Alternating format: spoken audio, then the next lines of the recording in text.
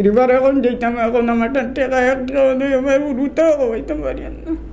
এখন আমি এখন কাম কাজ করতাম পারি না, এখন আমার উড়ুটা খাওয়াইতাম কিলা। আর আসসালামু আলাইকুম ভিউয়ার্স, আপনারা ওই একজন মানুষ দেখতে পাইতরা, তাই রোজ খাম করতা, গাছ উস ডালানি ওটার কাজ করতা, কাজ করিয়া তার পরিবার চালাইতা। আর ও 5 মাস আগে তাই নোলা গাছ ডালানিত গেছেন এক জায়গাত গিয়া, তাই গাছটা গেছিল খাইয়া ফড়িয়া নিচে পড়ি গেছেন, ফড়িয়া একটা গাছের ডাল তার পায়খানা রাস্তা পায় হামাই গেছে, হামাইয়া তার একটা দুর্ঘটনা ঘটে গেছে।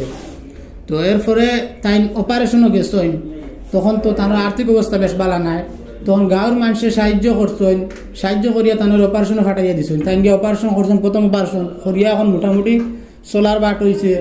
এখন তানোর পায়খানার রাস্তাটা বন্ধ, ফেটর ওদিকে তানরে ডাক্তারে অপারেশন করিয়া পায়খানার ব্যবস্থা করিয়া দিছেন।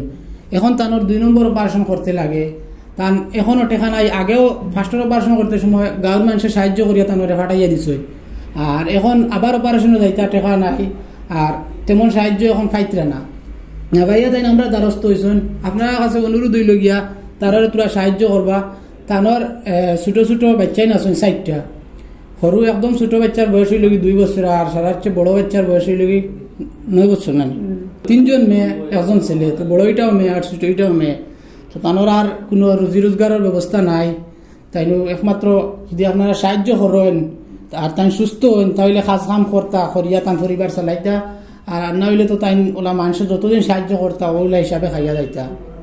তো আপনার ঘটনাটা কি লইছে তোরা বিস্তারিত শুনছো? আমার ঘটনা, আমি গেছি খামু যাওয়ার বাদে বেড়া করে ও ডালটা কাটিয়া ফালাই দিয়ে, আর ও ডাল কাটাত লাগিয়ে গিয়া, আর ও ফড়ি গেছি হাত হাওয়াত করতে, আর ও নিচে আসলো ডাল, ও ডাল ঘুমাই গেছে লেফটেনের রাস্তা ফাটি দিয়ে, আর এবার ও রেসাবের রাস্তাও ফাটি গেছে।